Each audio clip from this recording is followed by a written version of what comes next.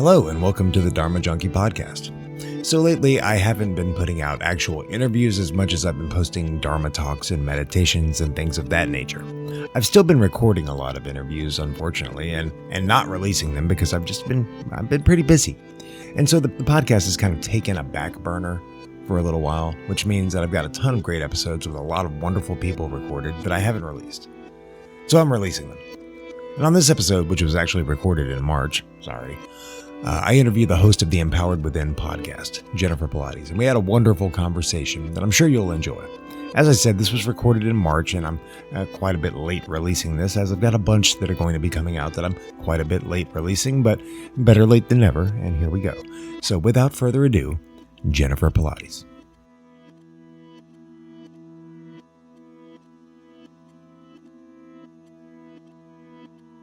You might catch yourself sliding in and out of a hallucinatory state. Just relax and enjoy it. Just relax and enjoy it. This is an experiment in mind formation. Information. Forming, controlling, operating your mind and your brain. Using digital techniques to overload, scramble, confuse, unfocus your mind.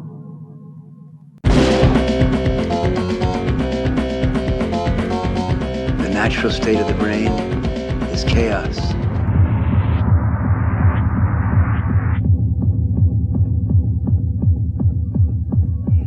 Chaos is beautiful.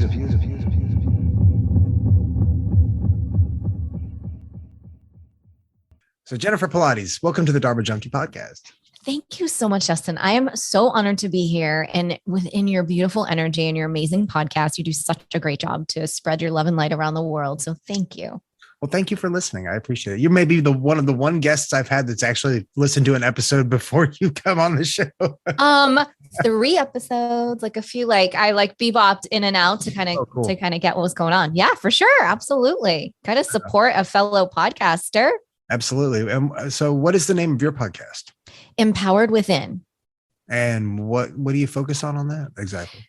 So the mission behind the podcast is similar to yours. It's about bringing love and light, empowerment and inspiration around the world to every country that has the ability to listen. That's really the mission as to how it started out.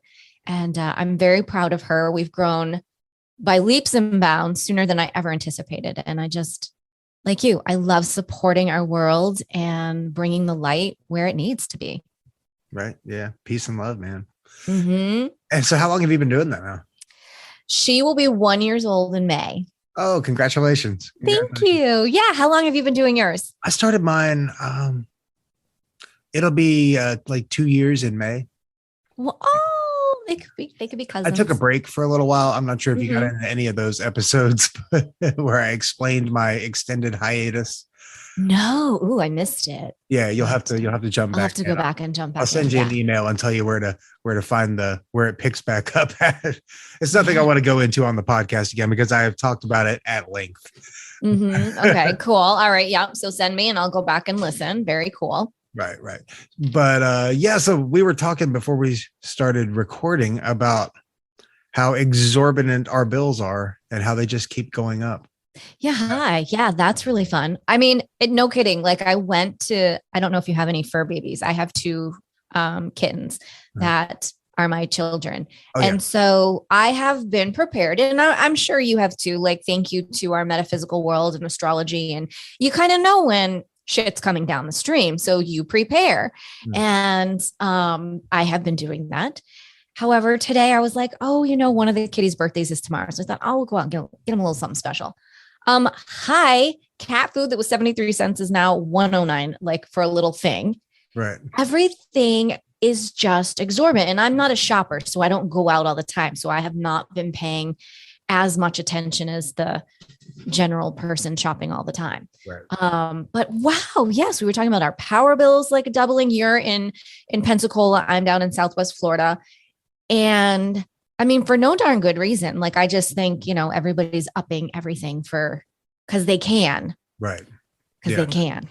Yeah. Well, we had a couple of city council meetings on it because the bills were so much, because they went up by such an exorbitant amount that we actually have had a few city council meetings about it.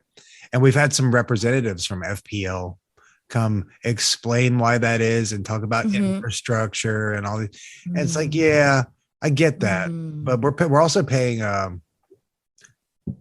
we're paying this fee. I can't remember exactly what it's called, but it's for something that we're not actually getting. I remember I can't remember exactly what it was called, but there's something that we're not. Yeah, and we're paying like a 20% fee for this, and it's like, well, yeah, it's ridiculous. Well, I mean, I'm fortunate. My place has all the power and water and everything rolled into my rent.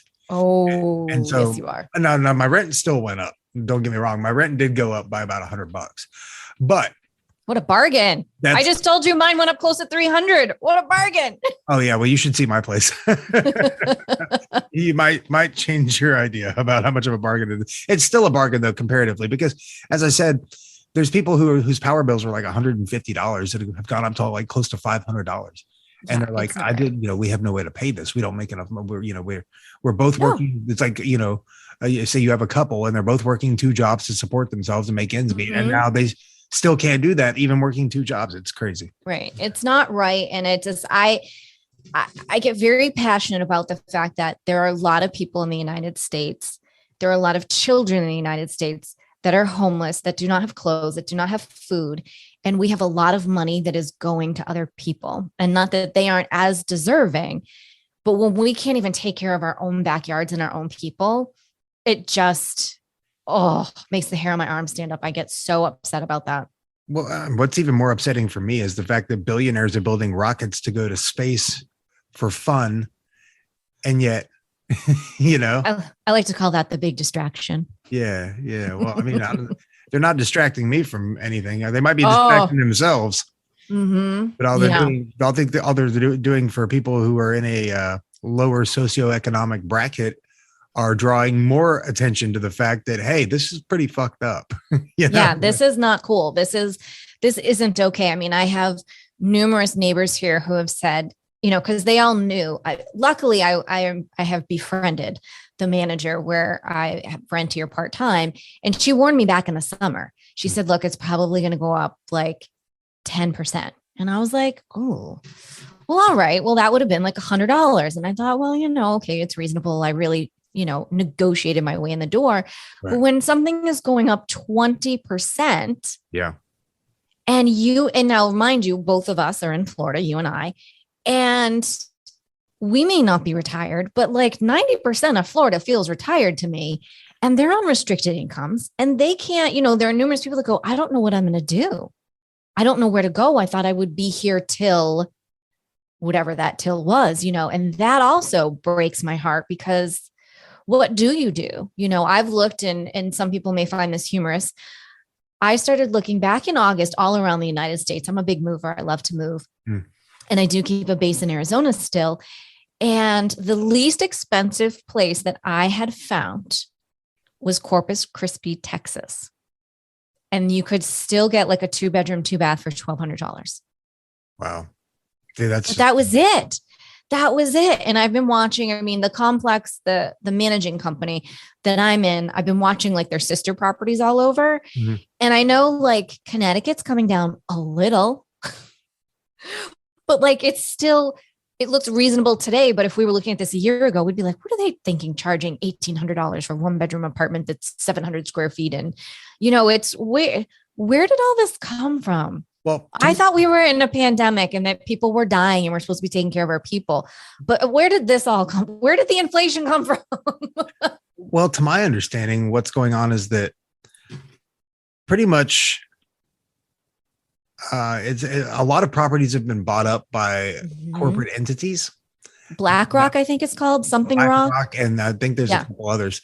But now what they choose to do is they buy up these properties for as cheap as they can get them. And then they either sit on them until the market value increases, or they charge an exorbitant amount of money for the rent. And then that in turn influences everyone else to increase the rent, because like the rent's gone up so much. Well, we should increase the rent as well. So now you have everybody just jacking the rent up to these unaffordable prices and putting everybody in dire straits. Right. And it's for lack of a better term, it's fucking tragic. It's tragic. This is ridiculous. There's people out there. Not everybody's middle class. I'm not even. We don't have a middle class. I mean, we haven't had a middle class in at least 3-4 years now. Right. Yeah. I mean, it's just absurd what is transpiring and what's going on. Yeah. And it's not okay that you're selling your house and you probably are like, yeah, you know what? I should sell now. I'm going to get a great price. And of course, if someone comes in and offers $50,000 above what you're asking for, you're going to most likely sell to that person, even though you're selling out. But I bet a lot of people didn't know that at the time. Right. Well, it's just like working at a job that you don't particularly want to be at, but you stay at because the benefits are so good and the money is so good. And you're like, a friend of mine calls it golden handcuffs. It's like, yeah, you're kind of bound by it. So yeah, if somebody comes at you with, an offer of 50,000 above market price, like, yeah, sure. 50,000 above what you're asking. Yeah. Who's going to say no to that? Who's going to say no to that? Not a lot of people, but unfortunately on the flip side, then you turn around with that money and you go to get something and you can't. Yeah.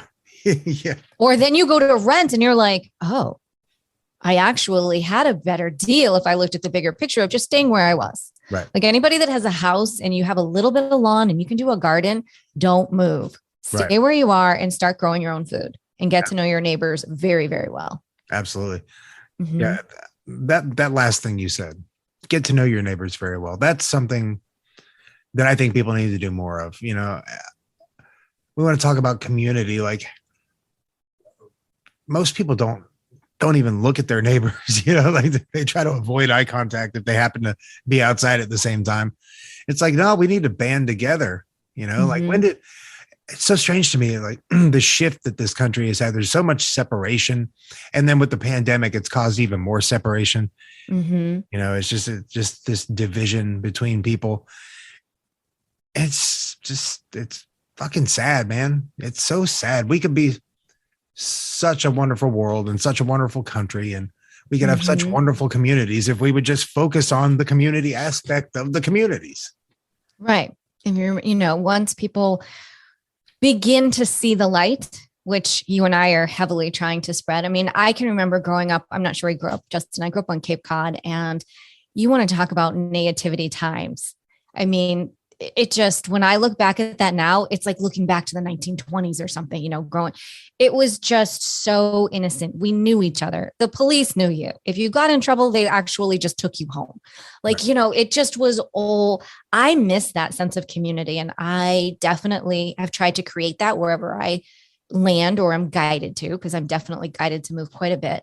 And I will say right now, I really desperately miss that. I have that a little bit here, but not to that extent where it's like, like knocking on your neighbor's door and being like, hey, what are you doing? You want to make some bread? I don't know. Like, what happened to those days where you actually really cared or said hi to someone in the grocery cart? Or, oh my God, Justin, did you ever wave or smile at someone at the car when you were at the red light? Oh, I do it all the time. I still do. I do and I wave and I smile at everybody, and people think I'm like crazy, but I do that all the time. And I say hi to absolutely every person and thank everyone. But like, I can remember days in old school, like you could flirt with someone at a red light. Can't do that anymore. I mean, you can try, but you're flirting with yourself, like in a camera, the camera at the top of the light. You're like, hey, but yeah, where are those days? And, I really feel, and I believe in my heart of hearts that through all of this, and it may be starting very small. Think of the core of the apple where the seeds are. At the core, there is a group of us that are trying to do this. And we are, really trying to get everyone involved. And, it may be for every 5 people, 10 say no. 10 are like, see, I don't believe a thing you're saying, and I just want to do my thing. And you're like, okay, cool. Right. You're not my people. And that's the most important thing, I would say, for people. And I know a lot of people struggle this within their family, even in their community, that why aren't they hearing me? Why can't they see what I see? Well, you're on a journey. They're on a journey. You've got to respect where they're at. And for right now, they're not your people. You want to be surrounded by people that are engaging with your conversation, not, breaking you down because of your beliefs. Because right now, a lot of people can't have a conversation of different beliefs. And so it's learning to navigate that and learning to navigate where you belong. And it's, we're in this snow globe right now. And, God, the universe is shaking that like a mother, and the snow is flying, and I'm just trying to get more snow. You're getting snow in Pensacola, and, no one knows where they're going to land. And I think that's really interesting. There's a lot of people on the move right now, and a lot of people are they're moving out of reactory, being very reactive to things that are going on versus maybe being more guided. Well, yeah, there's the difference between reacting and responding. Mm-hmm. So, like I say, it's wonderful that everyone is moving to Florida, or maybe it's not. That's great that you think you're coming to like freedom, but are you really? Right. Yeah. What I always say? So I got to tell you something, Justin. So from the moment I moved here, and I kept telling all my friends and all my family, I've never even said this on my podcast, I've always seen guard gates at the top of Florida. Now, I grew up in a military family, so I know what a guard gate is. So a guard gate is literally a gate with a guard in it, and he lets people in and out. Right. I don't know why I've always seen that, but I've always seen that. Now, I don't know if that's just an image, and I haven't quite figured out exactly what that means, but then take that to this place. Do you watch Yellowstone at all? Have you seen it? I have seen a little bit of it. Okay. So you get the concept. Like when you got cows and you want to herd all the cows into a place, right? Everybody has been herded to Florida and to Texas. My question is why and what happens next? Because I've been saying this for a long time. And I question that. I don't want to open up too many bags of worms, but yeah, I question it. Let's open up the bag of worms. Let's go. I question it heavily. Being this far down on the island, I say, like my family's been down here for 30 years. So I've been visiting here for 30 years, and I love it. And I think it's an incredible place to vacation. And anyone that's listened to my podcast will know that it's not my cup of tea year round. I'm a New England girl. I love my seasons, and even being in Arizona for 9 years was interesting, but at least there was a little bit more dynamics with the weather, a little bit more out there. Oh yeah. You don't get that here at all. No, not down here. No, down here I live on a tropical island. Seasons basically where I'm on a tropical island down here. And everyone told me though, up by you, they're like, oh, go north. You'll love it. You'll get some seasons. And I was like, really? Yeah, you get two. Hot and hotter. Winter and summer. And that's pretty much it. And winter lasts maybe a couple weeks generally. I know, right? Like I'll take anything at this point. Like it's crazy. But yeah, I do. I think that there's some very interesting things going on under the surface that people are not paying attention to. They're all running to places thinking that they're going to be better or that they're safer. And maybe to some respects they are than versus where they were living. Say, for instance, if you were in New York City, I mean, that was, I don't know what it's like right now at this moment, but I mean, that was crazy. Right. So in that respect, yes, you'd be getting freedom, but I don't know, Justin, it's like at what cost?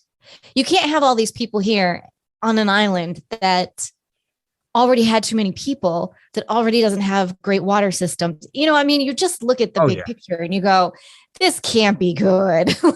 I don't want to say it, but I don't know. Yeah, it's a little suspect for sure. It's a little suspect. Like I have a little suspect. Now I'm also the girl that I think you should have an RV, a boat, and access to an airplane so you have your means to get out if you need to bug out of anywhere. Like I'm that girl,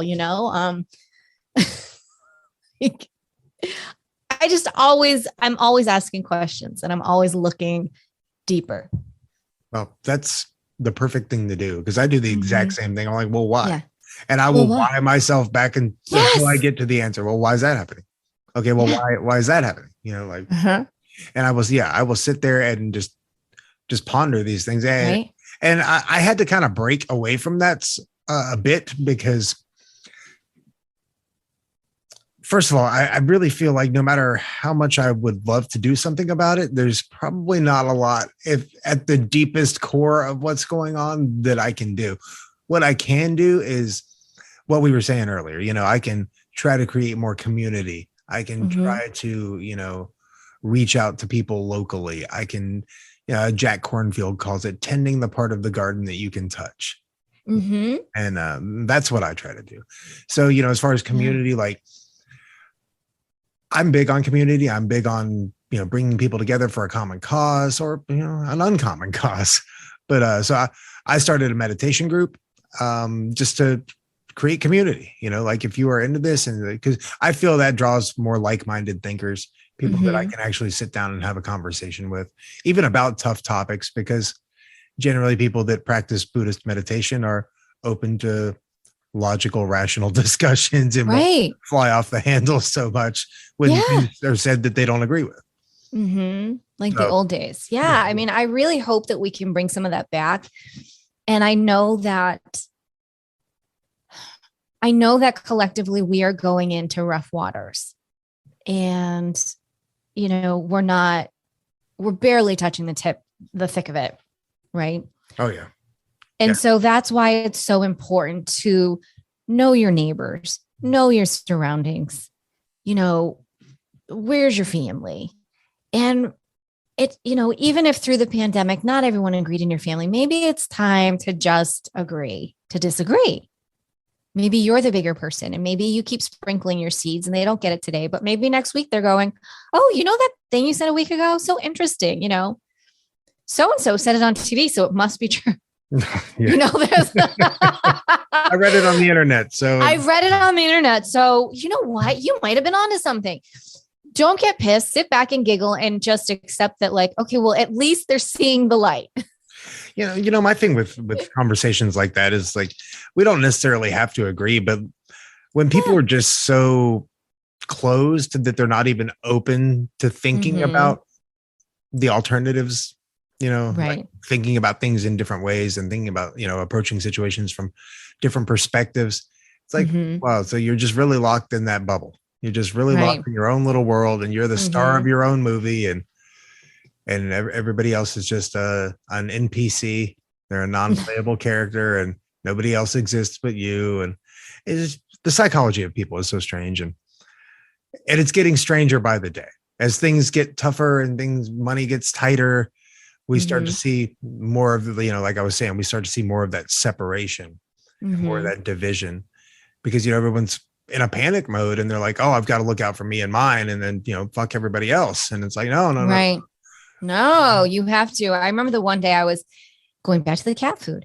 There wasn't a lot on the shelves, and I knew I had some at home, right? Because I was like, I always keep some on hand for, extra on hand anyways. Oh yeah.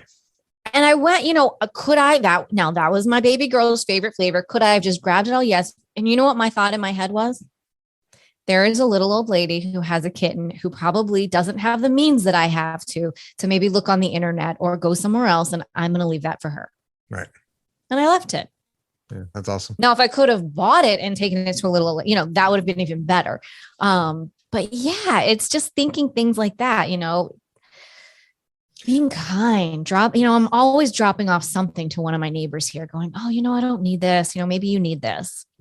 Well, it's that hoarding mentality, people operating from a place of lack, like the gimme's like, oh no, I need that for me.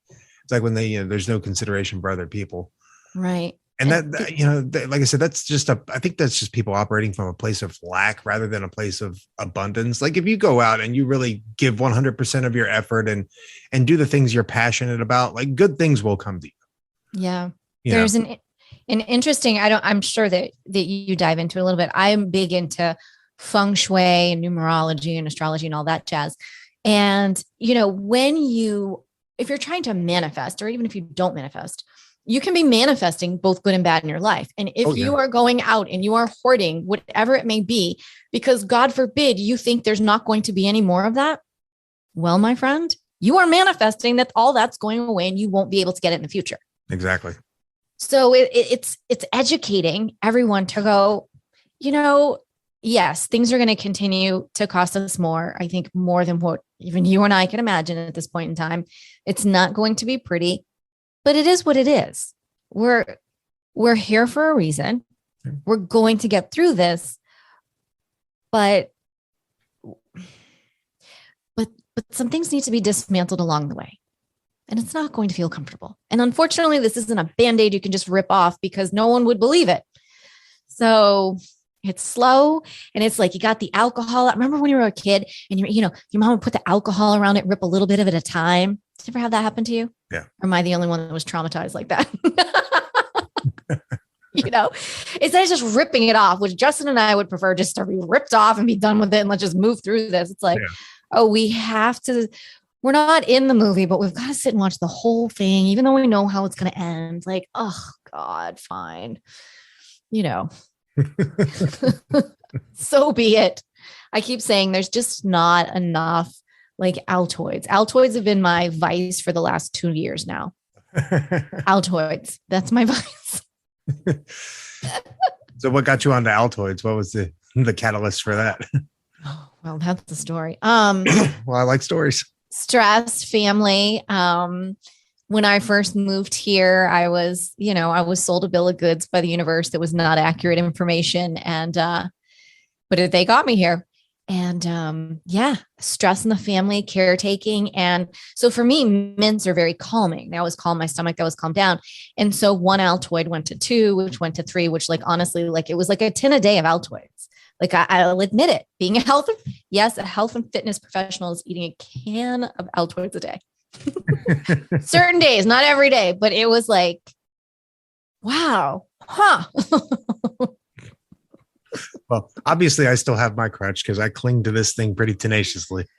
Well, I'll tell you, everybody's got something right now. I don't care who you are. And, I've coached a lot of clients and worked with them and they're like, but how are these people losing weight during a pandemic? And I'm saying, well, some people eat their way through their emotions. Other people are exercising like a mother to get their anxiety out. And if that works for you, you got to do you.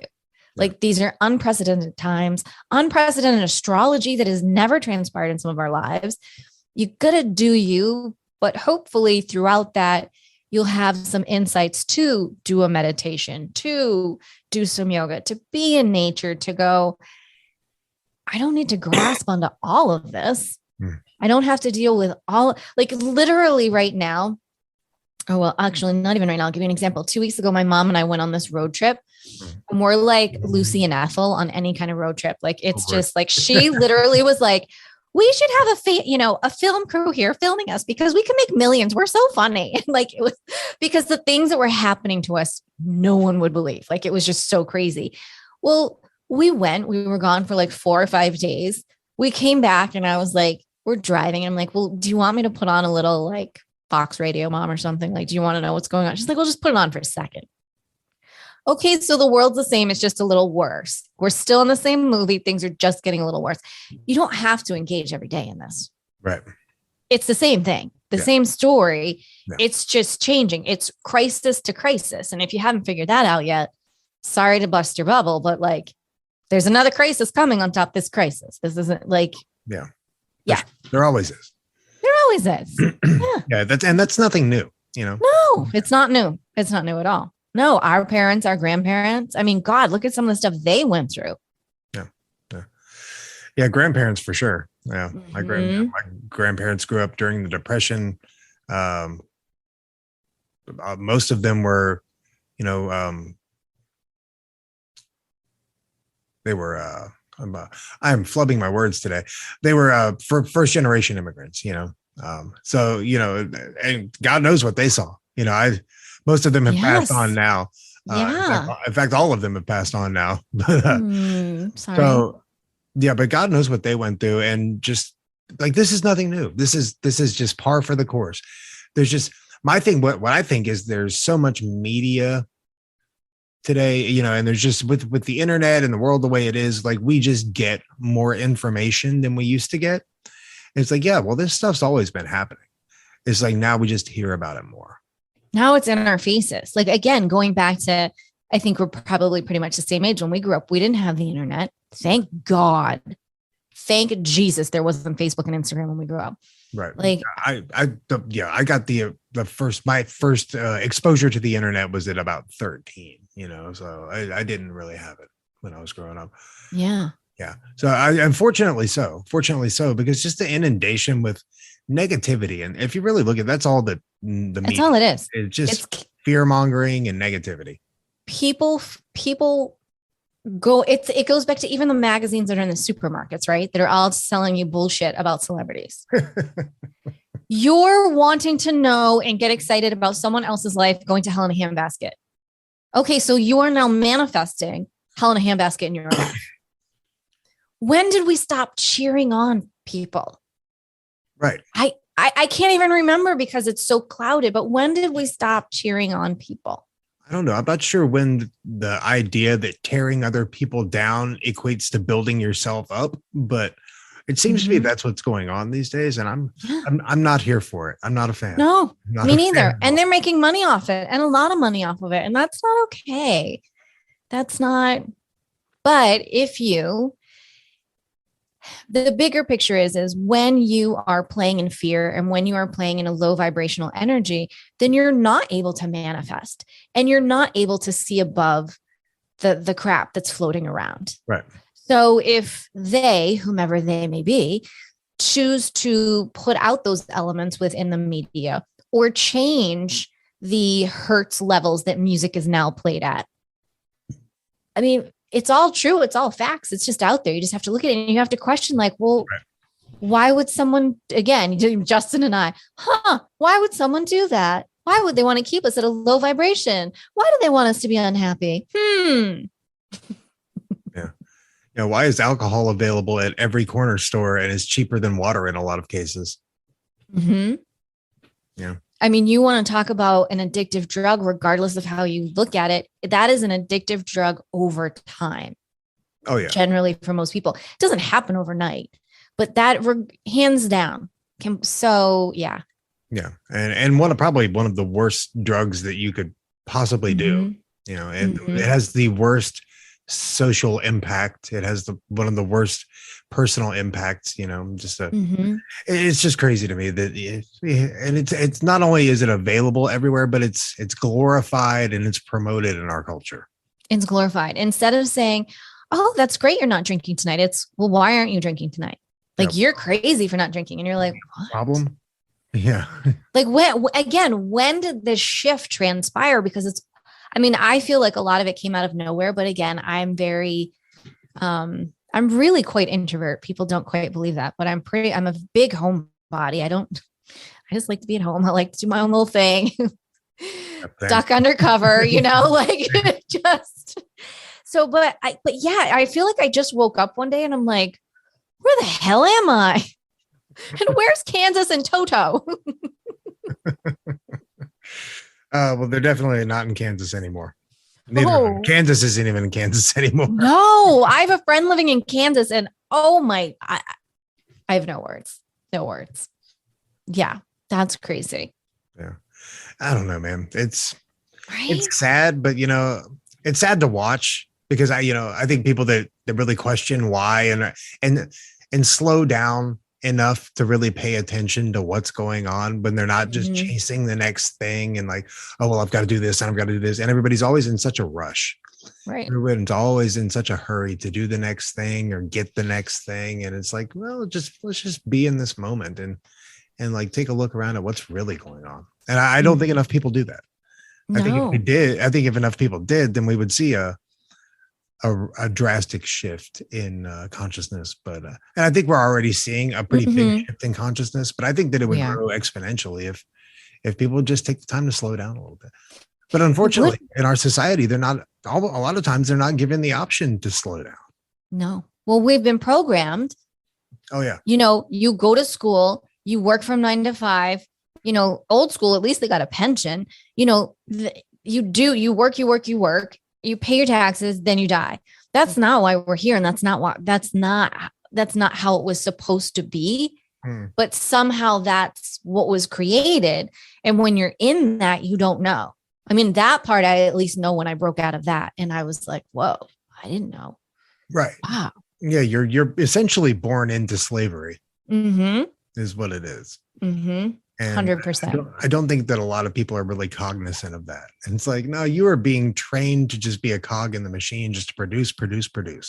And nobody takes the time to really slow down to look at that idea and then go, okay, well, now that I recognize that that's happening, what am I going to do about it? And so that's been my thing for forever, because I recognized that pretty early on. You know, I was a teenager when I saw through all that bullshit. I was like, I don't want to participate in this.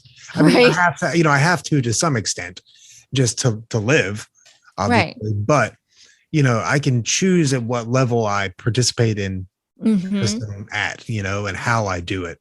So I work odd jobs. I, do things here and there. I'm in school right now to be able to work for myself. All these things that I do, I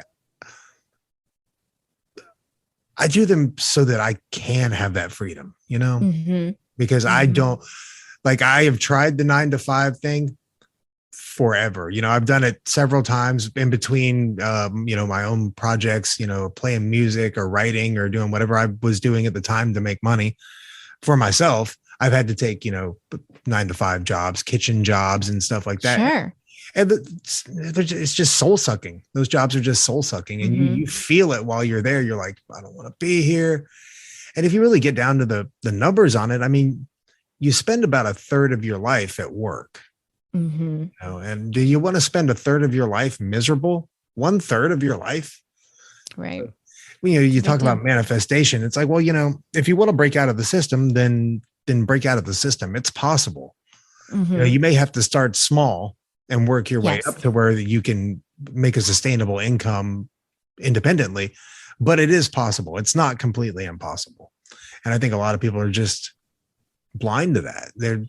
This is the way. This is the way, the American dream. You go get your 9-to-5 job and you go to school, and then you get a better job at the company you're at. And it's like, no.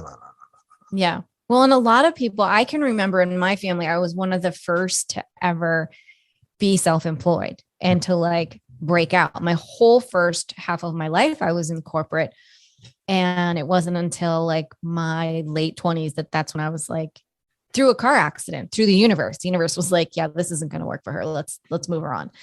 And wow, like I was kind of looked down upon, very much so.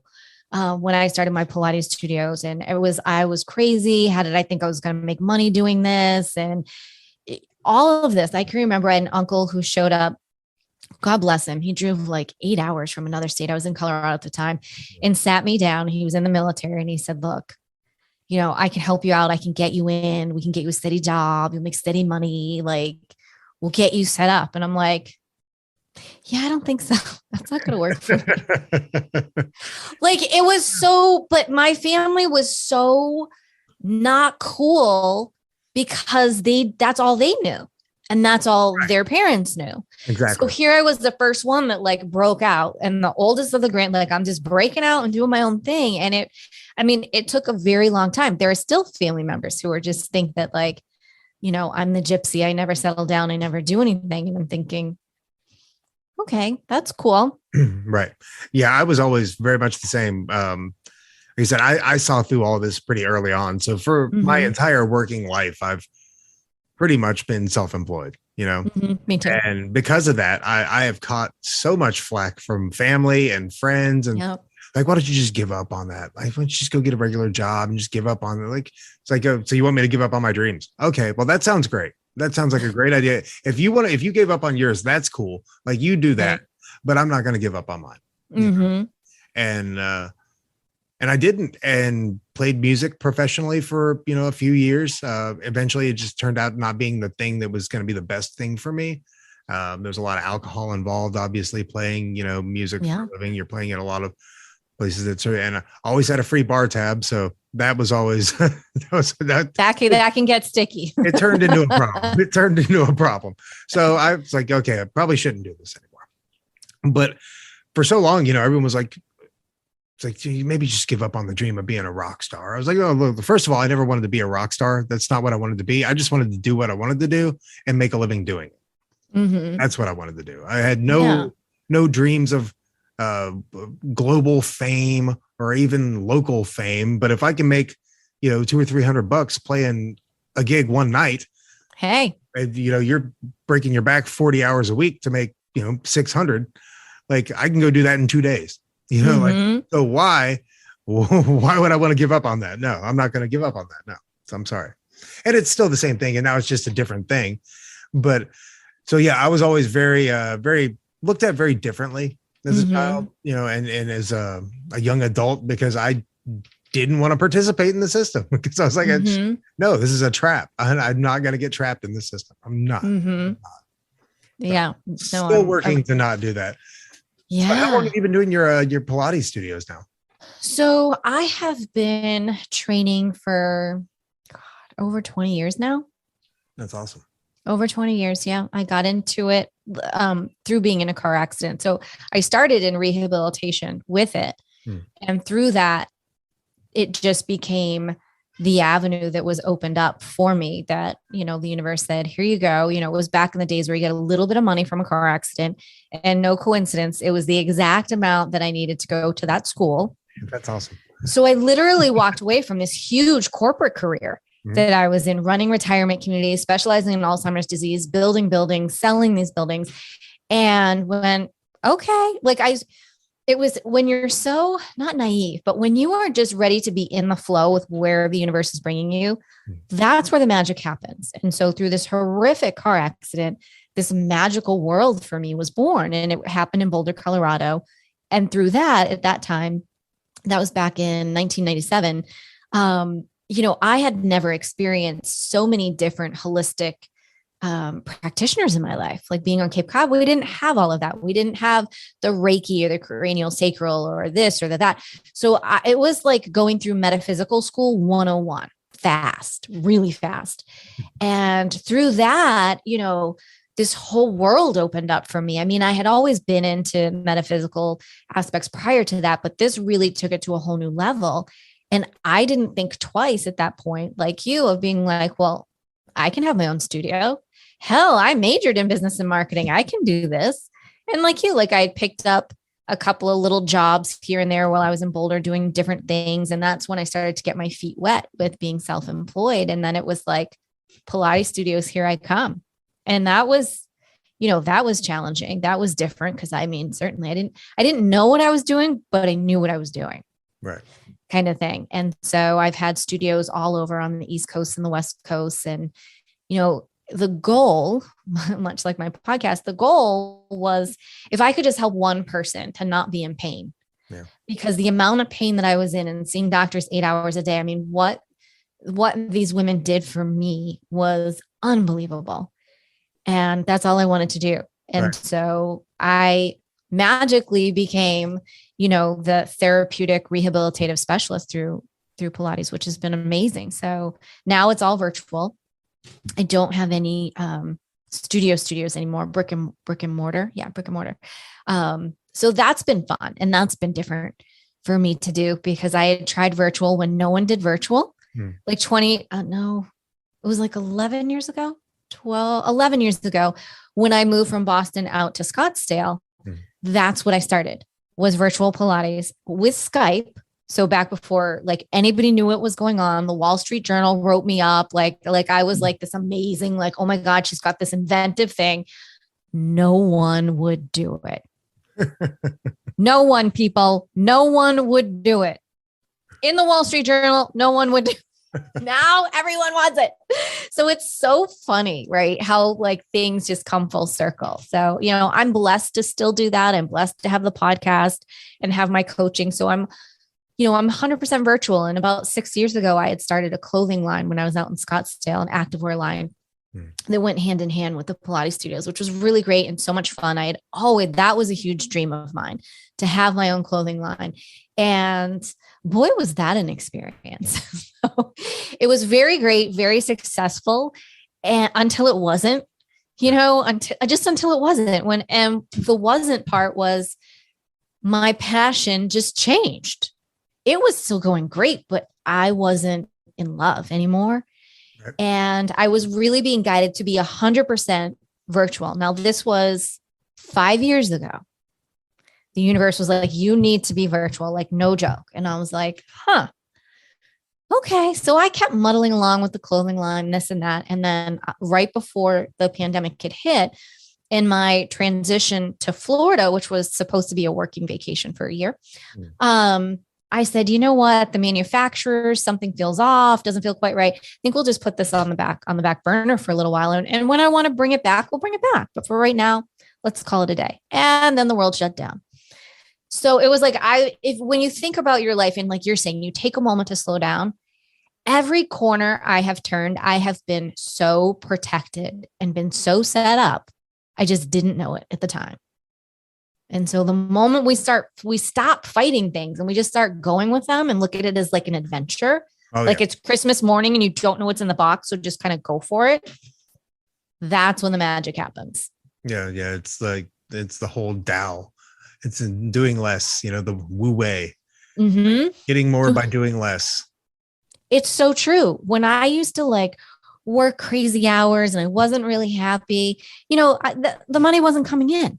Right. The moment I sat back, relaxed, took care of myself, made sure that my schedule and my meditation and all myself was set up first in each and every day, I'm now making what I would make in one day in 2 hours. Right. Exactly. Oh, thank you, universe. Universe, like, yeah, are you ready to stop hitting your head against the wall there, girl?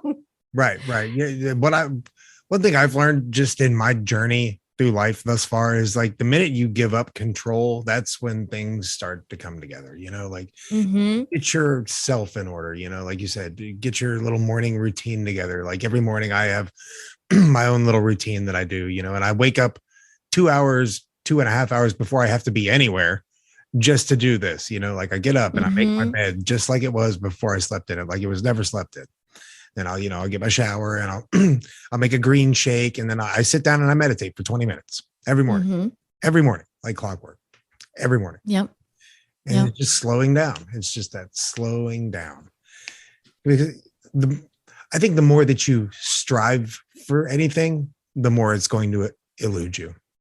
And that's not saying don't do the work. That's not saying don't do the work, but the more you just do the work just to do the work without any outcome in mind.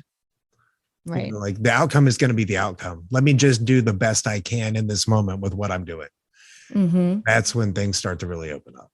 At least that's the way it's worked for me, No, I agree with you. Sometimes, and I try to explain to my clients, they'll be so focused on one thing that you literally can strangle the energy out of that. And the universe is like, will you please let go so I can work on this for you? And then the moment that I can help a client to shift their mindset, to look over to the right, all of a sudden now the energy can flow over here on the left. And, the new jobs are coming in. This is happening. They find a place to live. It's like once you just open up, write down on a piece of paper exactly what you want. I don't care what it is. If it's a house, if it's a car, if it's a new sheets on your bed, new shampoo, whatever it is, write it down, put it on the refrigerator and leave it. Let the universe bring it to you. Yeah. It's crazy to say it's that simple, but honestly, it's like that simple. Right. I think a lot of people get, especially with the idea of manifestation, they think that like literally that's all it takes though. And in some cases, maybe, but I think in most cases, like I said, you have to do the work, but it's like, first of all, figure out what you want. Right. That's the biggest thing is figure out exactly what you want. What do you want? Where do you want to be? Because unless you have a target to aim at, then you're always going to miss. So it's really, for me, it was like, okay, this is what I want to do. And now that I've said, okay, this is what I want to do. Well, now that I can break that down into what do I need to do to get there? And then I can break those factors down into, okay, well, what do I need to do to achieve this? And you just increment by increment by increment until you get to the smallest increment that you're willing to do. And that's the big thing for a lot of people. It's a lot of people just aren't willing to do because the big goal is a big goal. Right. But like, let's break it down to the smallest goal to achieve that big goal and then make it the smallest goal that you're actually willing to do, that you're actually going to do, that it's small enough that you're not, oh, this is so overwhelming. I can't possibly do this. Do that then. Find that little tiny little microcosm of whatever that is and focus on that. And then turn that into something else. And then that grows and it grows and it grows. You have to plant the seed and then you have to water it and you have to care for it and then it grows. Absolutely. And it's important to have gratitude along the way, and put in your own action. And when you do see that sprout coming up, you're like, wow, that was really good of me. I wonder what if I do that twice as much next time. And be great and be like, wow, thank you, universe, God, Dalai Lama, Oprah, whomever it is, be grateful. Just being great. Gratitude brings you so much in this world. And we don't, something else that has eluded us for a long time, just being grateful for a toothbrush, for a bed, for a roof over our heads right now. So important. Yeah, absolutely. I think that most people, just from what I've seen, most people are so concerned with getting the next thing. If only I had this, then I could be happy. If only. It's like, yeah, but just be grateful for what you do have. Once I think, you're right. Once you start expressing that gratitude towards the universe and just life itself and just appreciating the experience for what it is, then you stop looking for that next thing, because you're like, I've already got everything I need. Everything's already here. Like, I don't need anymore. A friend of mine just posted on Facebook the other day about how he's worked so hard to, excuse me, worked so hard to become like the best chef he can. And he's always strived for excellence to get to this level that he has always wanted to be at. And he was like, I came to this realization today that I'm already where I want to be. He's like, I've already got, I've got a great family. I've got great friends. I've got a great job. I'm happy. He's like, I think I can slow down now. He's like, I think I can slow down. Because I've already got what I want. I was like, I commented, I said, yeah, now you're getting it. Mm-hmm. Now you're getting it. It doesn't have to be grind all the time. And I'm not saying don't get out there and grind, for sure. Do that. But don't prioritize financial success and making a name for yourself over living your life. Right. Yeah. Because you'll always, and I challenge everyone to think about this. Think about a time when you just were so stressed out and you didn't know, right? You didn't know how you're going to pay your bills. You didn't know how are the groceries coming in? How are we going to do this? How are we going to do that? Weren't you always taken care of? And now someone can say, yeah, but I had to borrow the money. Okay. But the universe provided the money to you. Yeah, but it rained that day. Yeah, but you probably had an umbrella and you were okay.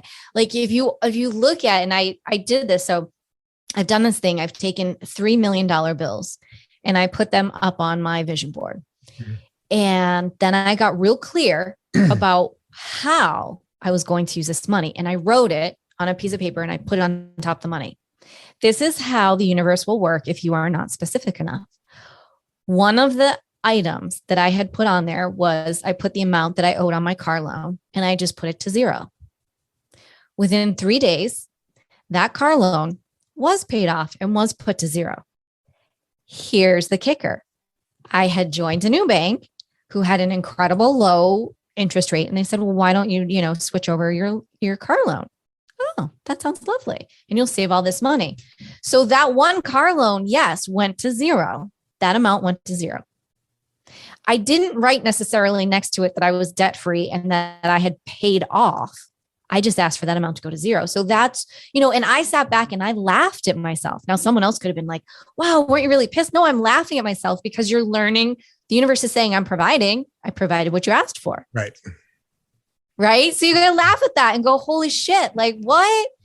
So it's like, be specific and be careful in what you ask for. Right. Because you just might get it. Yeah, absolutely.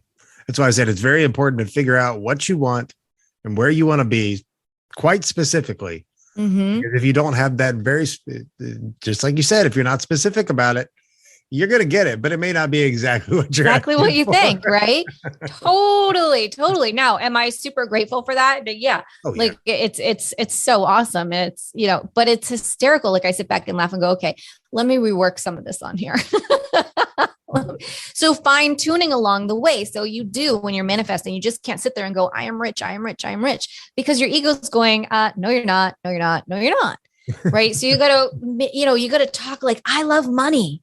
Yeah, you love money. Your ego can't debunk that in your head. Right. So there's all these different ways that once you start to learn how to align and kind of go with it and have fun with it, right? The universe wants you to succeed. The universe wants all of us to be happy and get through everything.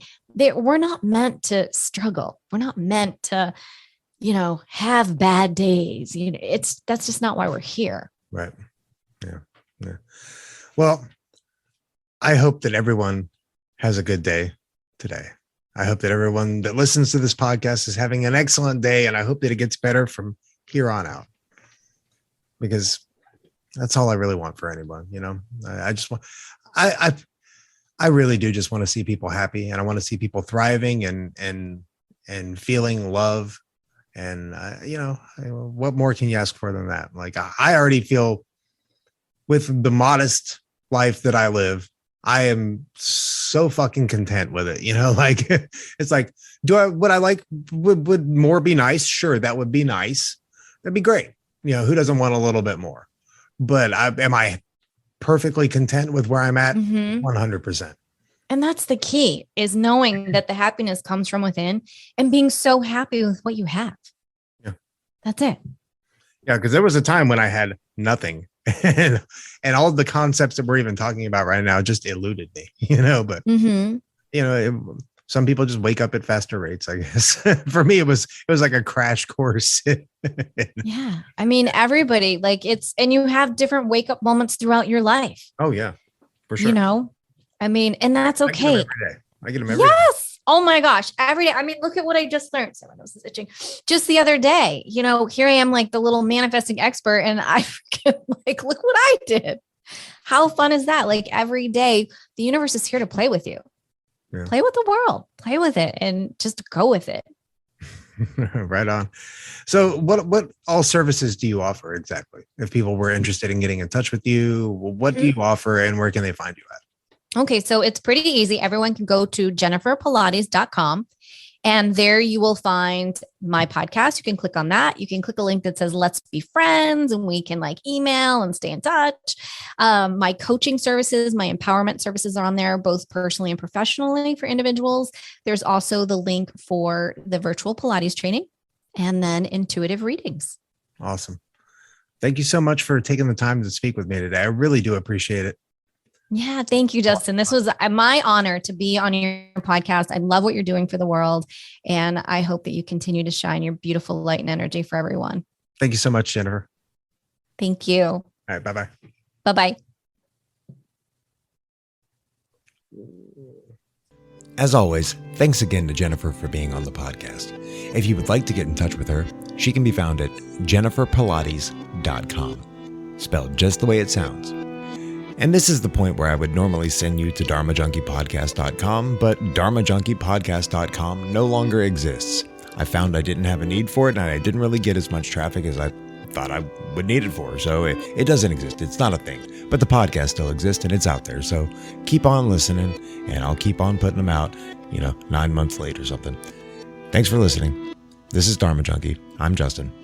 Namaste.